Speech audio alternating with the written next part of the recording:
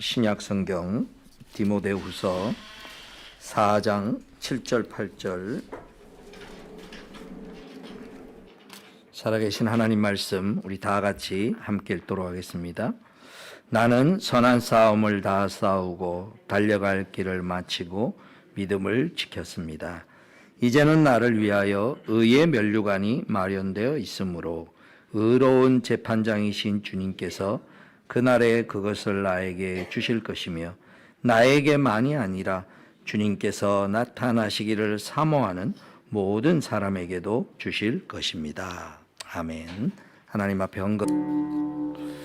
하나님 아버지 고맙고 감사합니다. 지난 한 주간 동안 건강하게 또 하나님이 주신 곳에서 열심히 또 힘있게 또 주님의 뜻과 주님이 우리 가운데 일하심을 생각하며 살다가 이 자리에 다시 하나님 앞에 우리의 모습을 보이러 오게 하심을 감사합니다. 마치 잔치를 차려놓고 우리 자녀들이 뭘 먹을까, 우리 아이가 뭘 잘할까, 뭘 또 먹여줄까 하는 주님의 그 마음으로 이 시간 저희를 맞아주시니 감사합니다. 우리 각자에게 주의 영의 양식을 또 주님이 함께 하심을 예배 가운데 느낄 수 있도록 그것을 배불리 먹고 돌아가는 복된 예배의 시간이 될 수 있도록 복내려 주시옵소서. 우리에게 있는 모든 것이 주께로부터 왔음을 이 헌금으로 고백드립니다.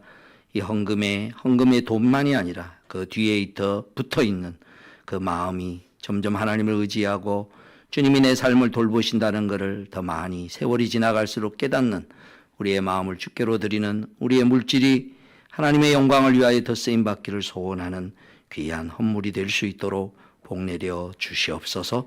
우리 구주 예수님의 이름으로 기도하옵나이다. 아멘. 성가대에 찬양 있겠습니다.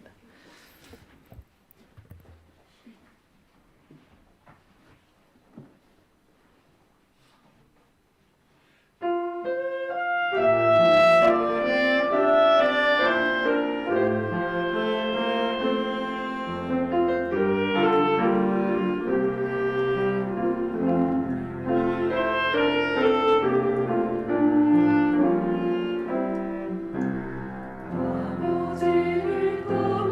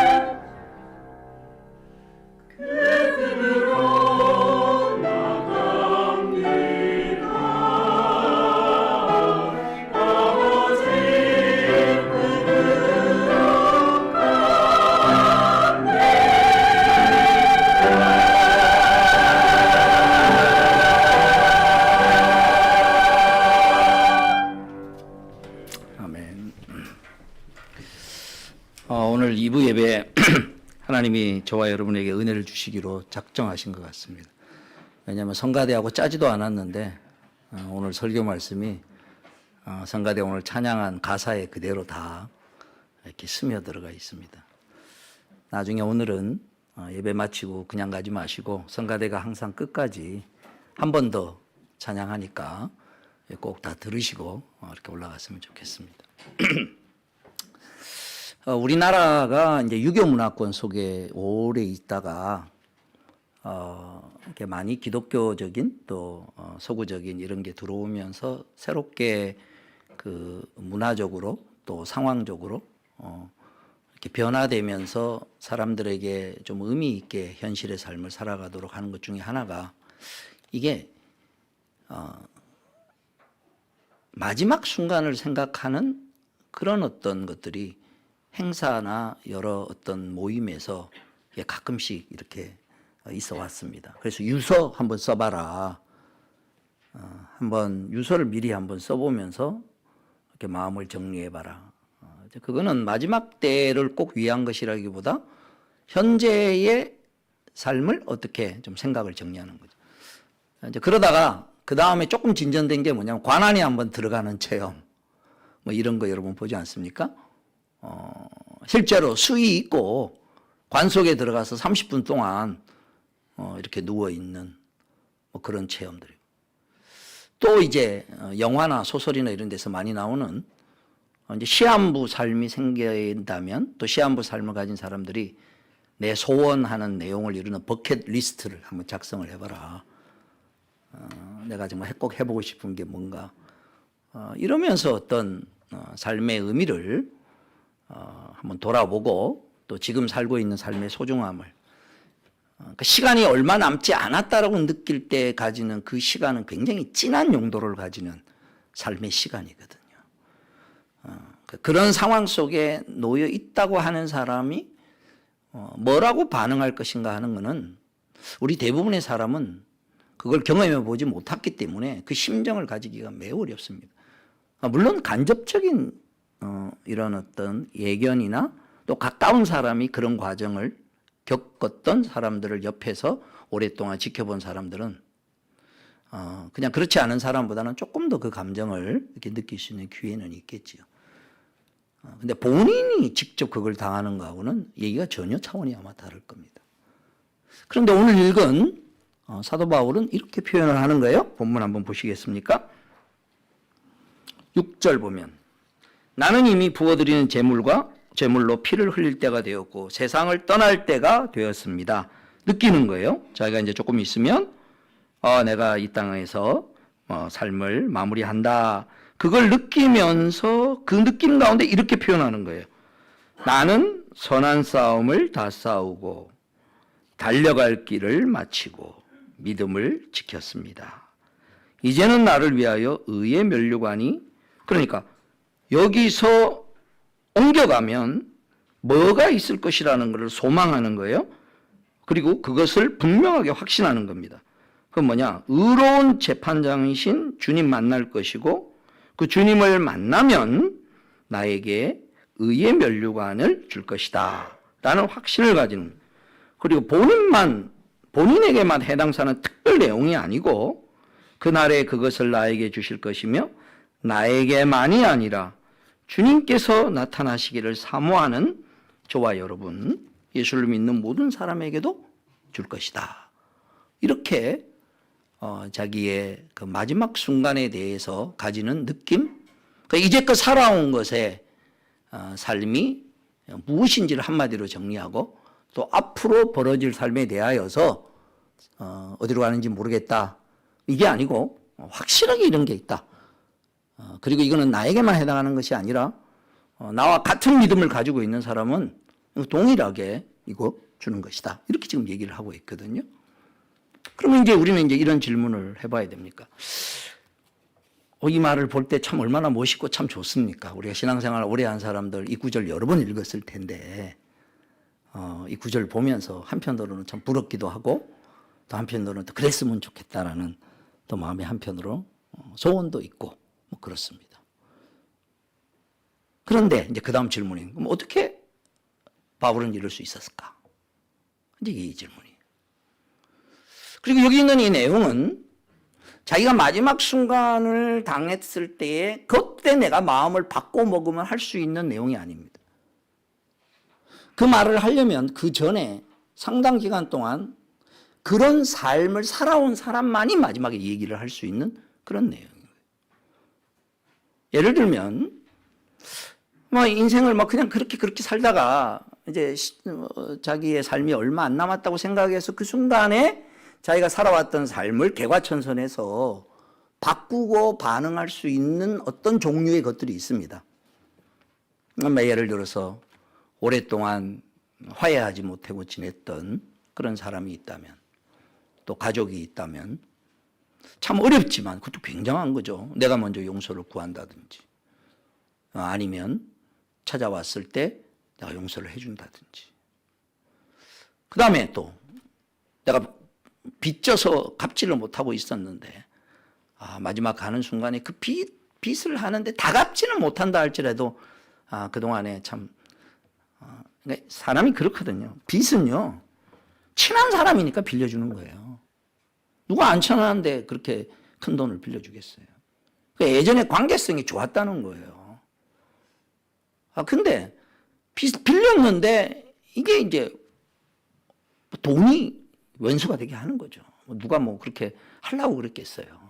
그러니까 늘 미안한 마음이 있으니까 연락도 안 하고 못 만나는 거예요. 그러니까 그럴수록 더 연락도 해야 되는데, 근데 빌려준 사람의 입장에서 볼 때는 야, 못 갚아도 좋으니까 연락 좀 하라 그러는데, 빌린 사람의 입장에서는 그렇지 않은 거거든요. 이제 그러다 보면 이렇게 쌓여가지고 마음에 늘 짐으로 남아있죠. 근데 용기를 내어서 연락도 하고 내가 미안했다 그러고 할 수. 그러니까 마지막 순간에 할 수 있는 여지에 있는 것들이 꽤 있습니다. 자기가 마음만 먹으면요, 결심만 하면. 근데 이것도 쉽지는 않죠, 현실적으로. 근데 오늘 바울이 한 얘기는 마지막 순간에 결심한다고 할 수 있는 것들이 아닙니다. 마지막 순간에 그렇게 살아온 사람만이 할 수 있는 얘기가 오늘 바울이 얘기하는 거예요. 그리고 이게 이제 오늘 저와 여러분이 오늘 예수 믿는 사람으로서 이 땅에 살아가는 큰 축복의 내용을 우리에게 얘기를 하고 있는. 그리고 그 내용의 핵심이 뭐냐? 자, 본문 말씀 이어지는 거 보도록 하겠습니다. 여러 몇 번에 걸쳐서 나눌 텐데 16절 말씀부터 보시기 바랍니다. 그가 경험했던 아주 중요한 삶의 컨텐츠입니다. 그 삶의 본질입니다. 삶의 핵심이 바울이 이 얘기. 그러니까 이거를 경험해야 이제 얘기를 할 수 있어요. 자, 16절 제가 있습니다. 내가 처음 나를 변론할 때 내 편에 서서 나를 도와준 사람은 한 사람도 없습니다. 모두 나를 버리고 떠났습니다. 그러나 그들에게 허물이 돌아가지 않기를 빕니다. 그 다음 주님께서 내 곁에 서서서 거의 줄 딱 끄시고 1이라고 해놓으시고, 그다음에 두 번째 나에게 힘을 주셨습니다. 2라고 딱 이렇게 써놓으시기 바랍니다. 자기가 지나온 세월 동안에 영적 에너지를 얻는 체험과 경험을 했다는 겁니다. 다시요. 우리가 신앙인으로 이 땅에 살아갈 때 신앙생활 열심히 하고 교회 봉사하고 나름대로 애쓰고 신앙적으로 반응하려고 애를 씁니다. 참 수고하죠. 또 애를 잘하고 계십니다. 그런데 그걸 진심으로 감당하려면 하나님이 내게 주시는 은혜와 힘이 있어야 돼요. 절대 사람의 노력으로는 한계가 있습니다. 또 열심히 필요 없다는 게 아니라 열심히 해야 되겠지만 그 열심을 낼 수 있는 동기부여가 하나님이 내게 영적 힘을 주고 있다는 것을 느껴야 그 내용이 위선이지도 않고 나 자신도 나를 볶지 않습니다. 그러지 않고 내 열심으로 하는 건 한계가 있을 뿐 아니라 내 열심으로 하는 것은 어떤 경우에는 상당히 많은 경우에는 끓음만 내는 등불과 같습니다. 기름이 없는데 심지에다가 불만 붙여놓으면요, 불을 밝히는 게 아니라 기름이 없는 심지는 타기는 타는데 중간에 끓음만 나는 거예요. 우리의 삶이 나름대로 하려고 애를 쓰고 선한 의도는 가지고 있어도 주님이 뭘 원하시는지, 주님의 방법과 주님의 목적과 주님이 주시는 에너지가 없이 내 선한 마음으로 하면 베드로처럼 진심은 있어도 3번 부인할 수밖에 없는. 그리고 하는 것도 겉으로는 종교적인 일이지만은 저 깊은 속을 내다보면 나를 위한 일이기에 반드시 거기에는 영적으로 넘어지는 과정을 겪게 돼요. 그러니까 주님이 주시는 그 힘을 체험해야 돼요. 우리가 살아가면서. 주님이. 근데 어떨 때 주님이 주시는 힘을 경험했느냐? 그 사도 바울은 이렇게 고백합니다. 이게 앞절을 다시 한번 잘 읽어보시기 바랍니다. 16절 읽어보면 내가 처음 나를 변론할 때 내 편에 서서 나를 도와주는 사람은 한 사람도 없습니다. 외로움을 설명하는 거예요. 모두 나를 버리고 떠났습니다. 이 상황. 내가 의지하고 내가 마음을 줬던 그런 의지할 만한 대상이 하나도 없는 상황. 그러니까 세상적으로 생각하면 엄청난 위기죠. 그리고 이것은 상당히 많은 경우에는 내가 원해서가 아니라 어느 날 내게 닥쳐온 겁니다.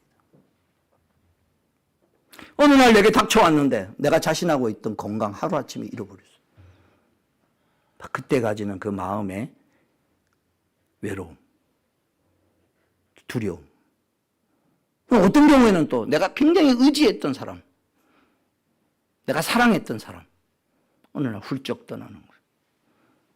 좋은 모습으로 떠날 수도 있지만 안 좋은 모습으로 떠날 수도 있고. 배우자가 됐든 부모가 됐든 자녀가 됐든 뭐가 됐든 사람이 겪는 그 심리적 스트레스 중에 제 1, 2가 사랑하는 사람을 떠나보냈을 때거든요. 심정적으로. 그럼 사업이 죽으려면 안 되는 거예요. 제가 요새 우리 김 장로님도 계속 그런 게 우리 자영업자를 위해서 기도 열심히 해달라 그러는데 진짜 우리 남성에 지금 애쓰고 힘쓰고 있는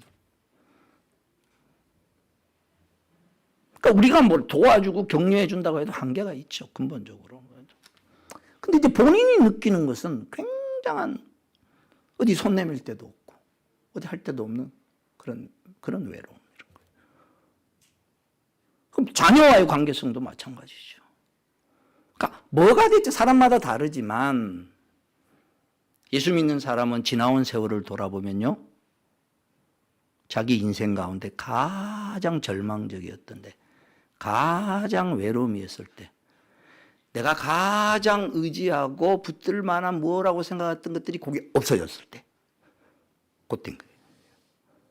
그때 비로소 깨닫는 거예요. 이건 내가 의지할 대상이 아니었구나. 또 때로는 사람이 내가 참 그렇게 믿었고 신뢰했는데 그 사람이 나빠서가 아니라 사람은 의지할 대상이 아니라 사람은 사랑할 대상이구나. 의지한다고 해도 뭐 그 사람이 뭘 사실은 얼마나 해줄 수 있겠어요. 옆에서 같이 울어주고 웃어주고 옆에 같이 있어주는 것만으로도 떠나지 않고 있는 것만으로도 힘이 되는 거죠. 근데 어느 때는 다 떠나고 나밖에. 그게 물리적으로도 그렇지만 정신적으로도 그럴 수 있습니다. 내 고통과 내 아픔을 공유할 수 없는 절망의 순간에 놓여 있을 때. 그런데 그러니까 내가 붙잡고 있던 그런 것들을 내 인생 가운데 그게 1개가 됐든 2개가 됐든 그때 그 외로움 속에서 뭘 경험했느냐면 내가 예수를 믿었는데 나는 모르고 있었는데 뒤돌아보니까 그때 비로소 예수님을 처음 만난 게 아니고 이미 예수님이 와 계셨는데 내가 모르고 있었다는 걸 그때 비로소 깨닫는 겁니다. 지나온 것이 은혜였다라는 걸 다시 한번 깨닫는 겁니다. 생명의 삶 강의할 때 늘 이런 말씀을 했죠. 어떤 사람이 예수님과 함께 모래사장을 걷습니다. 2 사람의 발자국이 쭉쭉쭉쭉 있는 거예요. 어느 날 가다 보니까 어느 지점에 자기 인생이 제일 힘들었던데 그러니까 발자국이 하나밖에 없어. 한 사람의 발자국이. 그래서 예수님한테 물은 거예요. 예수님, 내가 제일 필요로 할 때, 그전에는 발자국 이렇게 같이 오다가 내가 제일 필요로 할 때 예수님은 그때 나를 떠나서 어디 갔습니까? 그랬더니 예수님 하시는 말씀이 야, 내가 그때 저거는 네 발자국이 아니라 내 발자국이야. 내가 널 업고 간 거야. 큰 위기의 순간에 받는 놀라운 은혜는 지나온 평안함이 내 능력과 내 은혜가 아니라 하나님의 은혜였다는 것을 비로소 잃어버리고 난 다음에 있던 것의 소중함을 그게 주님으로부터 말미암았다는 걸 깊이 깨닫는 거예요. 그게 근거가 되어서 뭐냐? 그 시간에 주님이 가까이 계심을 느끼면서 그 다음 두 번째 이어지는 게 바로 뭐냐?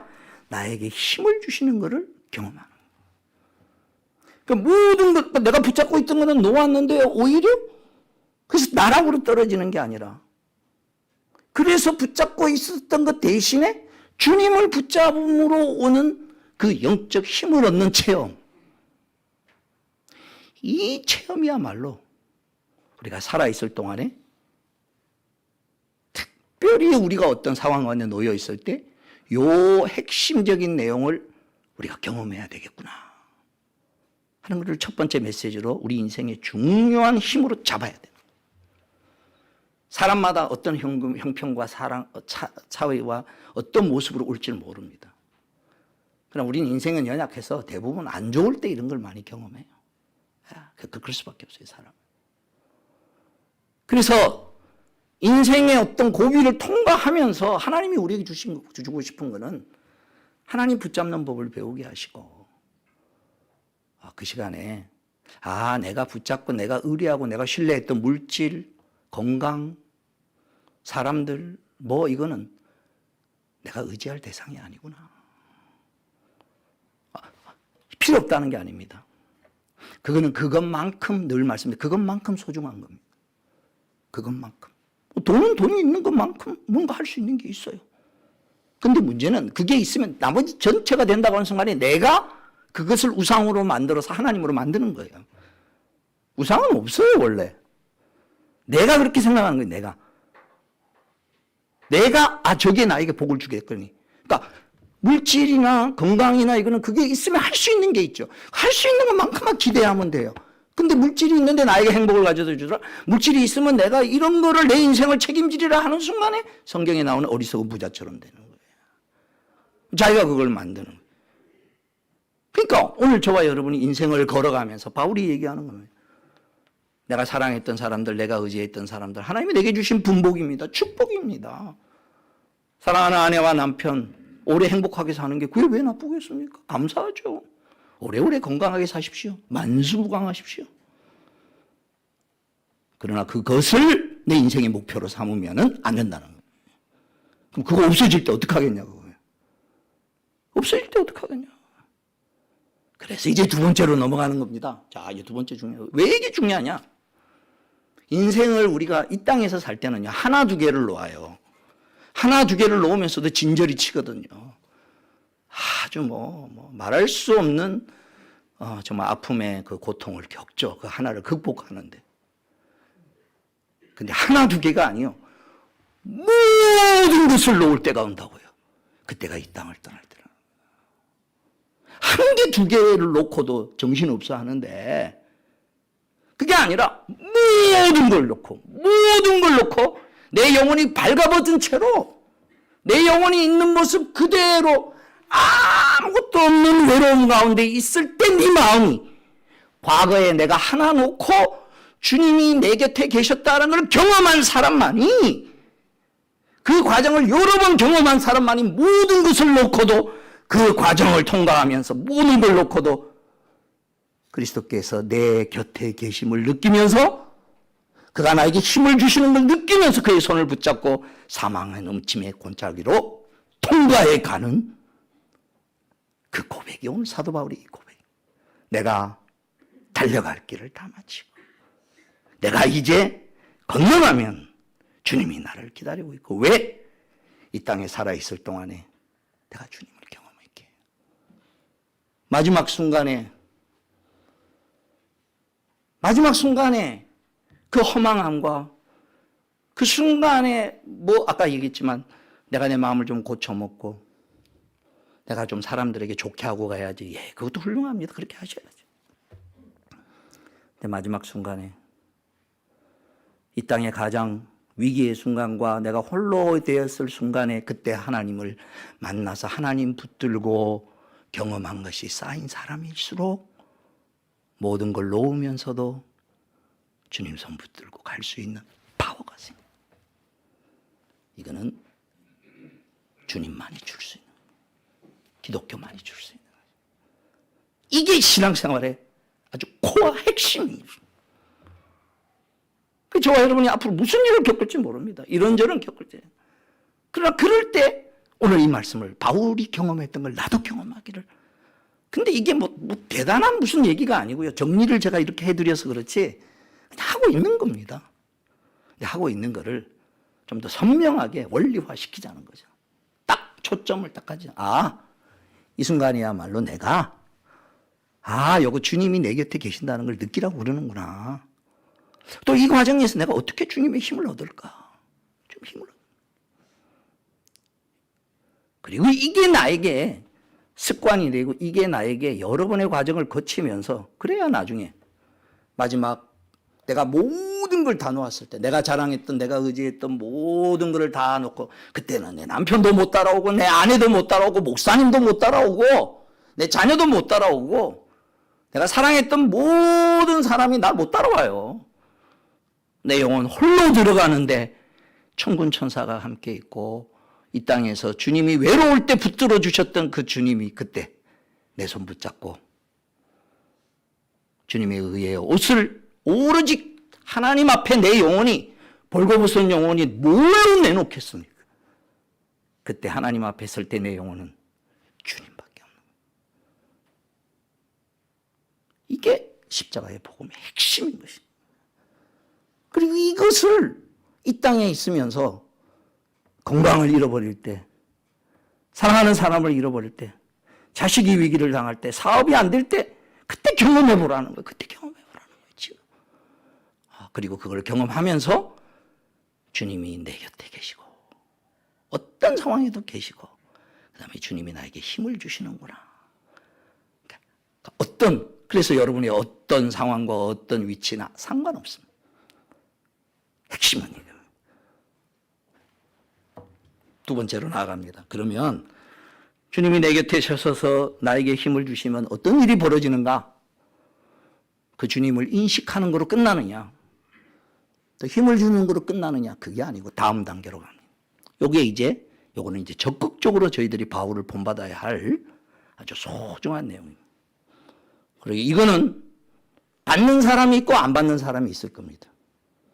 이게 내용이 뭐냐? 그 다음 구절 보시겠습니다. 17절 주님께서 내게 되셔서 나에게 힘을 주셨습니다. 그 다음입니다. 그것은 나를 통하여 그렇게 하신 이유는 뭐냐? 나를 통하여 전도의 말씀이 완전히 전파되게 하시고 모든 이방 사람이 그것을 들을 수 있게 하시려는 것입니다. 주님께서 나를 사자의 입에서 건져내셨습니다. 주님께서 나를 모든 악한 일에서 건져내시고 요거는 이제 과거의 경험입니다. 그리고 이 시점에서 미래에 대한 소망도 이렇게 표현합니다. 그렇게 경험하게 했으니 똑같은 원리가 우리를 구원하셔서 그분의 하늘나라에 들어가게 해주실 겁니다 라고 소망하면서 가슴이 벅차가지고 갑자기 찬양 모드로 바뀌어서 그분께 영광이 영원무궁하도록 있기를 빕니다. 아멘. 그렇게. 무슨 얘기냐면요. 자기가 갈 길을 가게 하셨다는 겁니다. 다시요. 첫째는 혼자됨의 상황에서 외롭지 않고 주님을 느끼게 하시고 주님을 붙들게 하시고 그렇게 그 마음에 힘을 주는 걸로 끝나지 않고 힘을 주는 이유가 뭐냐는 거예요. 그를 이 땅에 보내신 하나님의 뜻을 이루는 사람으로 내가 가야 할 길을 가게 하셨다. 이거는 뭐 사도 바울에게만 해당되는 특별한 어떤 교회 일을 하거나 사명을 얘기하는 그 얘기를 하는 게 아닙니다. 그 나타나는 형태는 여러 가지만 예수를 믿는 모든 사람은 똑같이 본질적으로 이 세상을 살아가는 삶의 목표와 가치를 하나님으로부터 영광스럽게 하나님이 주신 삶의 가치와 의미를 나의 것으로 삼아야 돼요. 그게 사명입니다. 그 사명을 나타내는 형태가 다양한 직업과 다양한 모습으로 나타나는 본질은 하나입니다. 이미 여러 번 설교를 했고 저희 교회 오래 다니신 분들은 이미 다 알 겁니다. 이스라엘 백성들이 애굽에서 노예 생활을 기껏 죽어가 해봤자면 노예 생활만 하고 끝나던 삶을 너희는 이제는 가나안 땅에 들어가면 다르게 살아야 된다. 하나님 주신 삶의 목표를 자기 거로 받아들이는 때가 출애굽기 20장에 십계명 나오기 전에 출애굽기 19장 5절 6절에 그 십계명의 전문이 되는 말씀입니다. 첫 번째, 너희는 나의 특별한 소유다. 특별한 소유가 뜻이 뭐냐? 보물이라는 뜻이에요. 너희는 보물처럼 살아야 된다. 보물처럼 가치를, 지금은 노예라고 다 업신여기고 손가락질하지만 아니야, 너는 보물이야. 내가 너를 보물로 여긴다. 하나님의 손안에 있는 영광스러운 멸류관이 되게 하고 멸류관에 박혀있는 보석처럼 너희는 빛나게 할 거다. 자기 자신에 대한 자긍심, 자기 자신의 아이덴티티가 네가 가지고 있는 것으로가 아니라 내가 너를 부른 하나님의 뜻에 따라 너는 이 땅에 살아가면 하나님의 보물처럼 이 땅에 사는 거야. 콩나물 장사를 해도 너는 내 보물이야. 그럼 보물 역할을 어떻게 할 것인가? 두 번째, 제사장적 역할을 함으로. 제사장이란 백성과 하나님 사이의 중보자로 서서 백성을 위하여 기도하고 하나님의 복을 전달하는. 오늘 저와 여러분이 내가 예수를 믿어요. 내 옆에 예수 안 믿는 사람이 있어요. 내가 예수를 믿어요. 우리 가족들이 있어요. 하나님과 매개체가 되고 있는 삶을 사는 거예요. 좋은 의미에서. 적극적으로. 그리고 그렇게 살려면 그냥 살면 안 되거든요.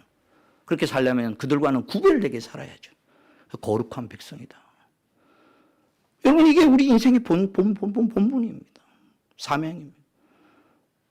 어떻게 나타나든지는. 출애굽기 19장 5절 6절의 말씀을 그대로 받아서 베드로전서 2장 7절에 신약 교회를 향하여서 너희는 왕 같은 제사장. 그죠? 너희는 거룩한 백성. 그러니까 하나님이 주신 삶을, 왜 나는 이 땅에서 와서, 나는 왜 이 땅에서 뭘 하며 살아가는가? 근데 그거를 이루는데, 그거를 나타내는데 너한테 가장 알맞는 직업이 사도 바울에게서는 복음 전하는 사람이요. 저와 여러분에게 있어서는 또 다른 모습인 거예요. 저희 교회에서는 목자가 되는 삶입니다. 목자가 현재 아닌 사람들 막 뭐라 그러는 거 아니에요. 목자라는 타이틀은 없지만 목자같이 살아야 된다. 내 주변에 있는 사람들 섬기고 돌보는, 섬기고 돌보되 그가 하나님의 은혜를 접촉할 수 있는 이 본질의, 그 본질을 잘 하라고 직업과 삶의 모든 것들은 다 이리저리 준다. 그래서 지금 하나님 앞에 우리가 고백해야 할 중요한 이유는, 나이가 내 인생의 3분의 2 정도 지난 사람은 이렇게 얘기할 수 있어야 됩니다. 요셉처럼. 요셉이 17살에 팔려가지고 보디발 집안에 들어가서 30살에 총리가 되었지만 얼마나 고생을 많이 했어요. 그 다음에 형제들 만나고, 그리고 형들 만났을 때 그때 얘기하잖아요. 내가 당신들에게 복수하지 않습니다.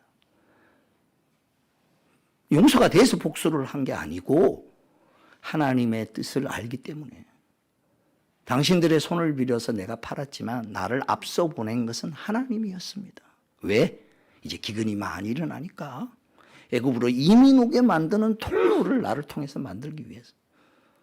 그 애굽에서 한 나라를 이룰 만큼 많이 되면 반드시 이제 데리고 갈 거니까 내가 죽거든 미라로 만들어줘. 그러니까 자기는 왜 이곳에 왔고 왜 이런 일을 겪었는지 이 얘기를 자녀들에게 해줄 수 있어야 된다는 거예요. 인생을 3분의 2쯤 사신 분들은 왜 나는, 좀 죄송합니다만은 왜 일찍 혼자가 됐나? 왜 나는 그때 예수를 만났나? 왜 나는 신앙생활을 20년, 30년 이렇게 해왔나? 그러나 지금 돌아보니 이 시점에 있어서는 이런 방향을 향하여 하나님이 나를 부르셨구나. 나를 부르신 부름의 내용을 알고 사도 바울이 이제 마지막으로 얘기해. 근데 이런 거를 마지막 날에 어떻게 이거를, 마지막 날에 그저 예수 믿고 지옥 안 가면 다행이지. 이 정도 가지고 이게 나오겠습니까? 이건 아무나 못하는 것이죠. 자, 그래서 오늘 이 말씀을 봅니다. 놀라운 말씀입니다. 그래서 첫 번째로 다시 돌아갑니다. 저는 이 설교를 준비하면서 사도 바울이 디모데 전서 후서를 제가 오늘 우리 3월 신약 성경 신약 통독하자라고 한 성경 본문이 읽은 게 요겁니다. 디모데 전서 후서. 오늘 설교 들은 거를 잘 복기하면서 읽으시기 바랍니다. 왜냐? 디모데 전서 후서에는 마지막 이렇게 말을 하려면은 평상시에 어떤 삶을 살아야 하는지를 얘기해 놓은 삶이 디모데 전서 후서의 내용에 많이 있습니다. 종말의 삶을 살고 있어야 자기가 떠나가는 마지막 순간에 이렇게 표현할 수 있다. 그때 말하는 종말이라는 건 뭐냐? 자기가 죽는 때가 종말이 아니고 예수님이 처음 오셨을 때부터 예수님이 다시 오실 때까지를 요 때를 종말이라고 그래요. 예, 종말의 마지막이라는 뜻인데 뭐예요? 우리 입장에서 마지막이 아니고 하나님 입장에서의 마지막이라는 거예요. 하나님의 다른 계획은 없다는 거예요. 하나님의 경륜은 창세기 1장부터 11장까지는 바벨탑이 이루어지기까지는 온 세상을 향하고 12장부터 아브라함을 불렀을 때는 한 나라를 불러서 세계를 경영해 나가고 그리고 예수님이 오셨을 때에는 이제 예수로 말미암아 전 세계에 영적 이스라엘인 교회가 박혀서 예수님 다시 오실 때까지 이렇게 해나가는 하나님의 계획이라는 경륜이라는 거예요. 그 하나님의 경륜 안에서 살아가는 삶이 마지막 자기에게 내가 그 마지막의 삶을 마무리할 때 하는 말이고 예수님이 다시 올 때 이제 이것이 완성이 되는 거예요. 그러면 지금 말하는 이런 어떤 삶이 착 자기에게 나오려면 뭐냐? 요 종말의 때 이런 삶을 살아가기 위해서 삶을 조정을 해야 된다는 거예요. 자연스럽게 삶이 종말의 삶을 살고 있어야 요 지금 말하는 그 사명을 향하여 살아갈 수 있는 에너지가 생긴다. 그러니까 첫 번째 에너지는 내가 위기의 순간에 주님을 깊이 만나고 주님으로부터 힘을 얻는 걸 경험했다면 두 번째 말하는 거는 디모데전서와 후서에 깔려 있는 그 종말론적 삶을 살고 있어야 그 사명을 이룰 수 있는 힘을 받을 수 있다는 거예요. 이건 소문만 해가지고 되는 게 아니고 그래서 디모데전서 후서 몇 구절을 여러분 잘 아는 구절들입니다. 아 근데 이게 우리의 삶의 일반이 돼야 그 에너지가 나와야 그래야 그 다음 나를 부른 사명을 향하여 갈 수 있는 에너지가 생겨 요로 넘어갈 수 있구나. 아 내가 그냥 이 말씀을 볼 때마다 부담만 가졌는데 이게 부담이 아니고 이런 삶을 살아야 거기서 나오는 에너지로 주님이 나를 부르신 부름에 합당한 삶을 살아가는 쪽으로 에너지를 대체해 쓸 수 있구나가 가능한 거예요. 몇 가지만 볼까요? 자, 디모데전서 여러분 평상시에 보면서 참 은혜 받았던 구절이죠. 실천하기는 매우 쉽지 않아도 그러나 이런 흐름 속에서 보면 다시 한번 동기부여가 좀 더 생기리라 봅니다. 디모데전서 6장 6절부터 제가 읽습니다. 자족할 줄 아는 사람에게는 경건은 큰 이득을 줍니다. 우리는 아무것도 세상에 가지고 오지 않았으므로 아무것도 가지고 떠나갈 수 없습니다. 우리는 먹을 것과 입을 것이 있으면 그것으로 만족해야 할 것입니다. 그러나 부자가 되기를 원하는 사람은 유혹과 올무와 여러 가지 어리석고도 해로운 욕심에 떨어집니다. 이런 것들은 사람을 파멸과 멸망에 빠뜨립니다. 돈을 사랑하는 것이 모든 악의 뿌리입니다. 돈을 줬다가 믿음에서 떠나 헤매기도 하고 많은 고통을 겪기도 한 사람이 더러 있습니다. 그 다음 보십시오. 하나님의 사람이요 그대는 이 악한 것들을 피하십시오. 의와 경건과 믿음과 사랑과 인내와 온유를 쫓으십시오. 믿음의 선한 싸움을 싸우십시오. 영생을 얻으십시오. 하나님께서는 영생을 얻게 하시려고 그대를 부르셨고 또 그대는 많은 증인들 앞에서 훌륭하게 신앙을 고백하였습니다. 나는 만물에게 생명을 주시는 하나님 앞과 그 다음에 15절 정한 때가 오면 하나님께서 주님의 나타나심을 보여주실 겁니다. 제가 오늘 성경 읽기 쓴 내용이 13절입니다. 13절에 나는 만물에게 생명을 주시는 하나님이다. 자, 디모데전서 쭉 얘기를 하면서요. 자족할 줄 알아라. 있는 걸 족할 줄 알아라. 그 다음에 돈을 사랑하지 마라. 뭐 이런 걸 얼마나 우리가 많이 들었습니까? 그거 왜 그래야 되느냐는 거예요. 왜 그래야 되는 거예요. 아주 중요한 얘기를 합니다. 무슨 얘기냐? 만물에 지금도 만물이 살아가도록 생명을 주시는 하나님이 있기 때문에 그쪽이 인정 안 해도 본인이 인정하지 안 해도 이 세상의 동식물과 존재하는 모든 생명은 지금도 그 생명을 붙드시는 하나님이 있기 때문에 그가 존재한다. 당사자는 인정을 안 해요. 근데 그거를 믿는 우리라면은 그 다음 단계가 달라요. 그 다음 그걸 믿는 우리라면 생명이 존재하도록 그렇게 붙드신 그 하나님이라면 이제 내게 주어진 모든 어떤 상황 가운데 속에서도 그것이 내 인생의 전부가 아니고 나를 붙드시는 하나님이 계시다라는 것을 자기의 힘으로 쌓는 것을 경험한 사람만이 그것에 매이지 않는 삶을 살아갈 수 있다. 오늘 저와 여러분은 죽었다 깨어나도 세상적으로 이거 못 벗어납니다. 더 나아가 볼까요? 디모데후서 3장을 보십시오. 이건 아예 종말을 대놓고 얘기하십니다. 디모데후서 3장 1절. 그대는 이것을 알아두십시오. 말세에 어려운 때가 올 것이, 지금을 얘기하는 거예요. 말세가 앞으로를 얘기하는 게 아니고 예수님 오신 때부터 지금까지. 자, 그 다음에 나오는 내용을 보십시오. 얼마나 우리의 모습을, 이 남의 모습이 아닙니다. 조금 심했다 덜했다 따름이죠. 사람은 자기를 사랑하며 돈을 사랑하며 뽐내며 교만하며 하나님을 모독하며 부모에게 순종하지 아니하며 감사할 줄 모르며 불경스러우며 무정하며 원한을 품지 않으며 비방하며 절제가 없으며 난폭하며 선을 좋아하지 않으며 배신하며 무모하며 자만하며 하나님보다 쾌락을 더 사랑하며, 또 우리 같은 사람은 겉으로는 경건하게 보이나 경건의 능력은 없는 이런 어떤 모습으로 살아가는데, 그러면 여기서 어떻게 벗어날 것이냐? 이거는요, 남의 얘기를 하는 게 아니고 이 땅에 있는 모든 사람들, 저와 여러분이 다 이런 속에 있다는 거. 이 흐름 속에 간다는 거.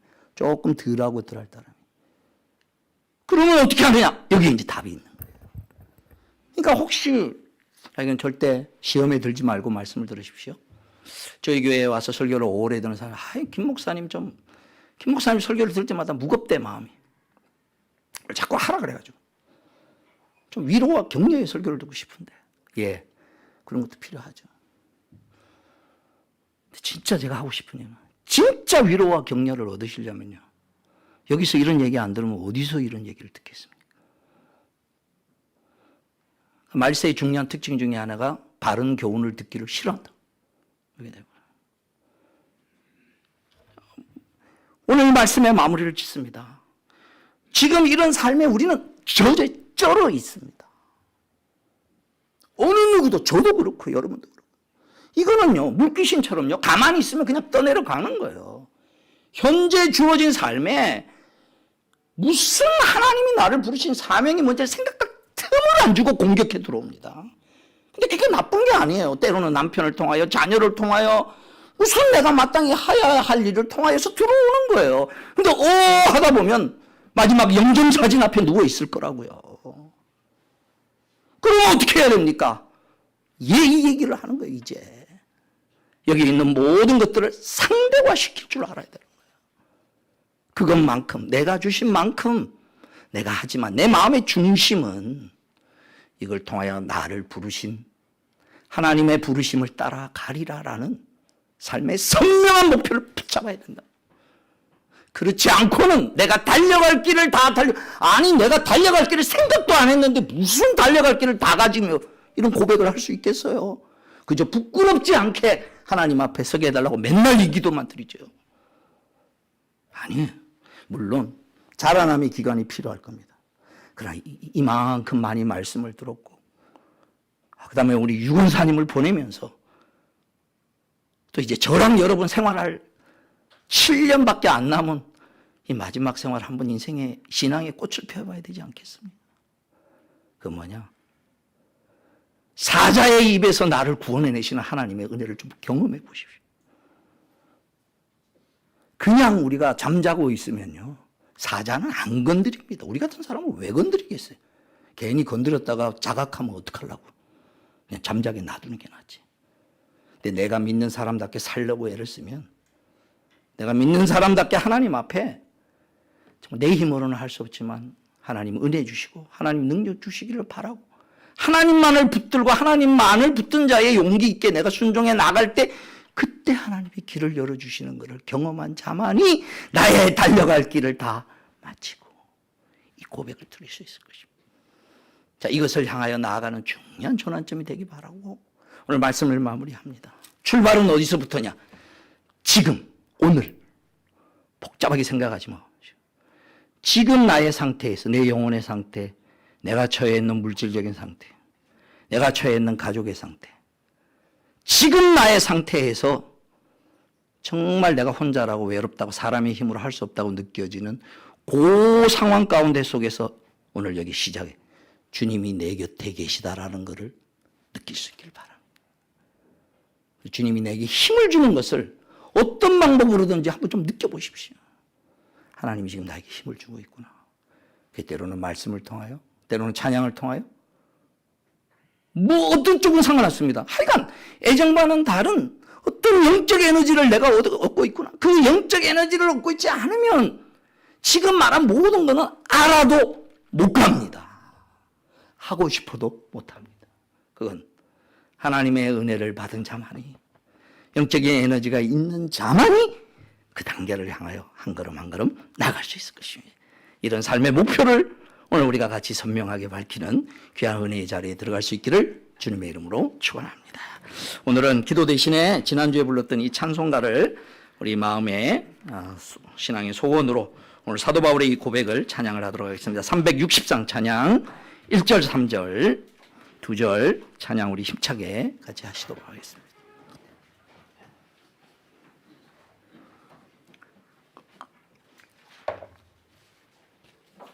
예, 반주해 주세요. 360장 찬양 1절 3절 오늘 주신 말씀 생각하시면서 하나님 앞에 고백하면서 하나님, 내가 제일 외로움의 순간에 주님 내 곁에 계시고 주님 내게 힘주시는 것을 경험하는 것부터 출발하겠습니다. 그러고 난 다음에 하나님이 나를 부르신 사명을 따라가고 싶습니다. 이 고백을 할 수 있길 바랍니다. 기도 우리 같이 찬양하겠습니다. 행군 나팔 소리에 주의 호령 났으니 십자가의 군기를 높이 들고 나가세. 선한 싸움 다 싸우고 의의 멸류관 받았으리라. 선한 싸움 다 싸우고 의의 멸류관 예루살렘 성에서 멸류관 받으리. 저 요단 강 건너 우리 싸움 마치는 날 의의 멸류관 예루살렘 성에서 3절 달려갈 길 다가고 싸움 모두 마친 후 주와 함께 기쁨을 용사들아 누리세. 선한 싸움 다 싸우고 의의 멸류관 받았으리라. 선한 싸움 다 싸우고 의의 멸류관 예루살렘 성에서 멸류관 받으리. 저 요단 강 건너 우리 싸움 마치는 날 의의 멸류관 예루살렘 성에서. 우리 구주 예수 그리스도의 구속의 은혜와 하나님 아버지 크신 사랑과 성령이 교통하시고 함께 하심이 가장 외로울 때에 내가 의지하던 모든 것들이 다 없어질 때 그 외로움 가운데 어찌할 바 모를 때 그 마음의 서글픔과 의지할 것이 없는 상황에서 주님이 내 곁에 있음을 가까이 느끼고 주님이 내게 힘 주시는 것을 경험하기를 소원하는, 또 이미 그것을 경험한 사람들은 나로 하여금 주님이 나를 부르신 그 은혜와 목표가 무엇인지를 알아 그렇게 사명을 따라 살아가기로 소원하고 결단하는 주의 사랑하는 자녀들 머리 위에 이제로부터 영원토록 항상 함께 있을지어다. 아멘.